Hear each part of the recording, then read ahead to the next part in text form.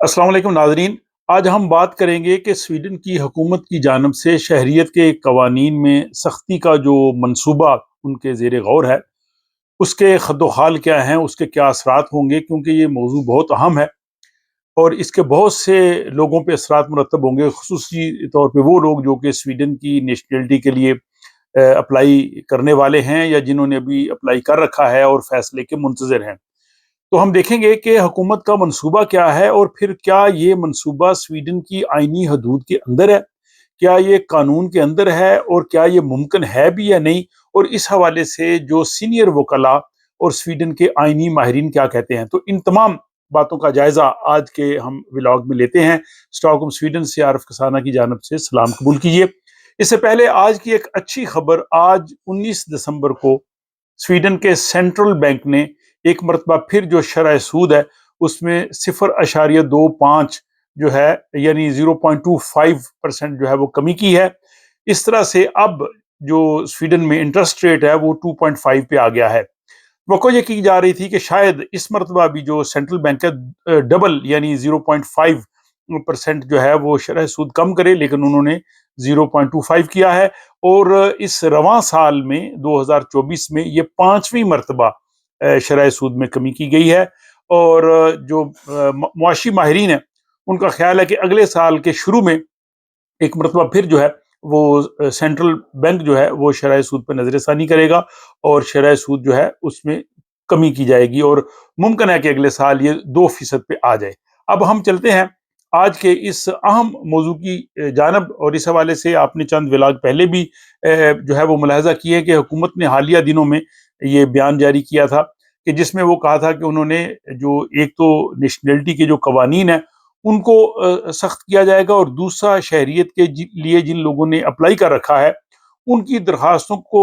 सुस्त रवि का शिकार कर दिया जाए, यानी उन पर फैसले ना किए जाएं, ताकि जो नया कानून अगले साल बनने जा रहा है उसके मुताबिक उनके फैसले हों। तो इस हवाले से जो हुकूमत के पेश नज़र चीज़ें हैं, जो नया कानून बनने जा रहा है, एक तो उसमें जो बड़ी तब्दीलियां वो ये करना चाहते हैं कि स्वीडन की जो नेशनलिटी के लिए 5 साल की बजाय 8 साल तक जो है वो इंतज़ार करना पड़ेगा। दूसरा, स्वीडिश ज़बान और स्वीडन के जो मुआशरा है, हुकूमत है, मुल्क है,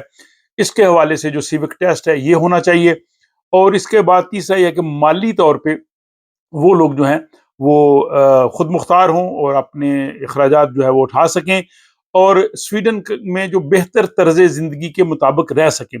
ये तमाम चीज़ें जो हैं ये हुकूमत करना चाहती है, लेकिन ये सवाल पैदा होता है कि क्या स्वीडन की हुकूमत जो मौजूदा जो कवानीन हैं या स्वीडन का आइन है, क्या उसके अंदर रहते हुए ये कुछ कर सकती है, क्योंकि इसमें बहुत से जो माहिरीन हैं और सीनियर वकला हैं और इमिग्रेशन के हवाले से जो एक्सपर्ट्स हैं उन्होंने अपने जो है वो सख्त रद्द-ए-अमल का इजहार किया है और उन्होंने इस पे तनकीद की है। और जो सीनियर वकला और आइनी माहिरीन और जो इमिग्रेशन के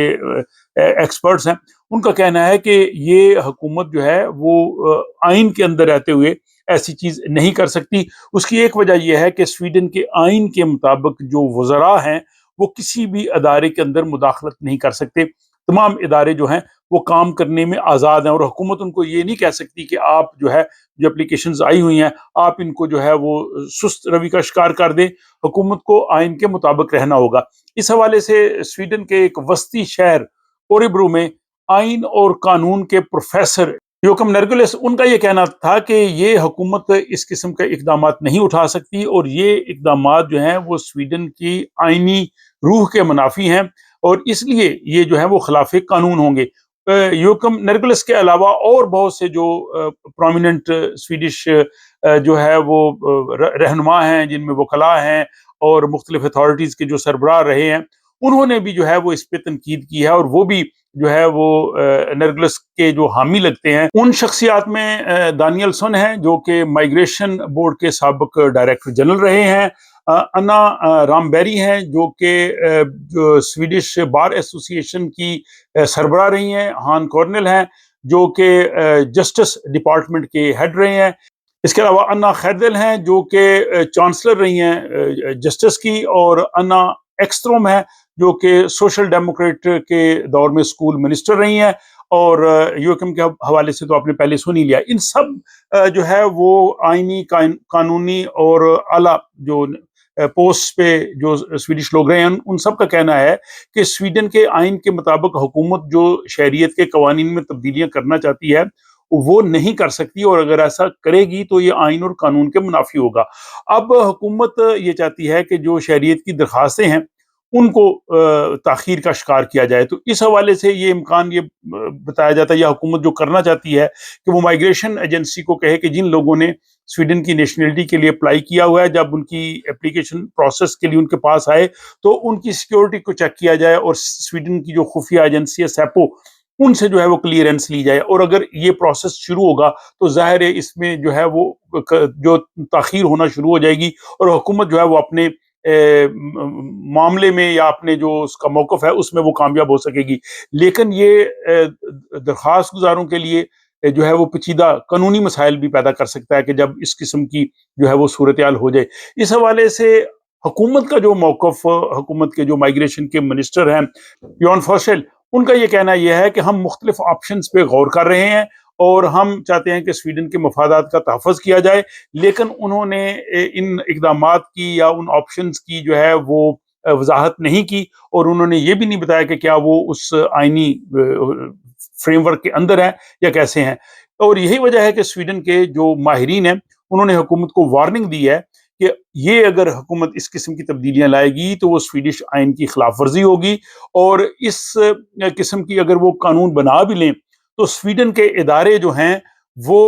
اس قدر مضبوط ہیں اور وہ ان چیزوں کو ماننے سے انکار بھی کر سکتے ہیں. تو یہ ایک عجیب سی صورتحال پیدا ہوئی ہے. لیکن اس سب کا جو کہہ لیں کہ پتہ چلے گا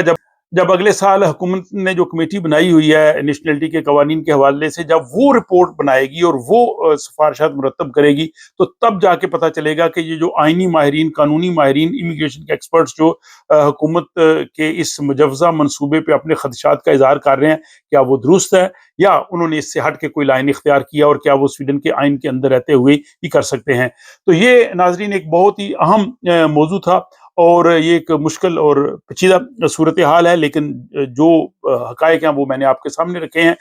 لیکن یہ دیکھنا ضروری ہے کہ کیا حکومت جو ہے وہ قانون